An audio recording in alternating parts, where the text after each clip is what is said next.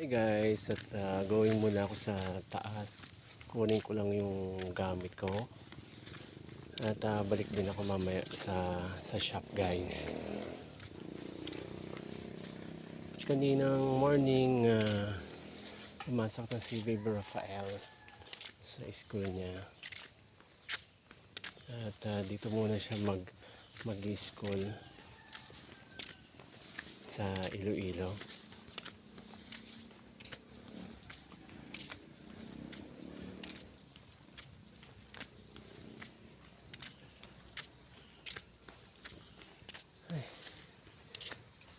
Grabe, suko talaga ako sa pag-akyat dito.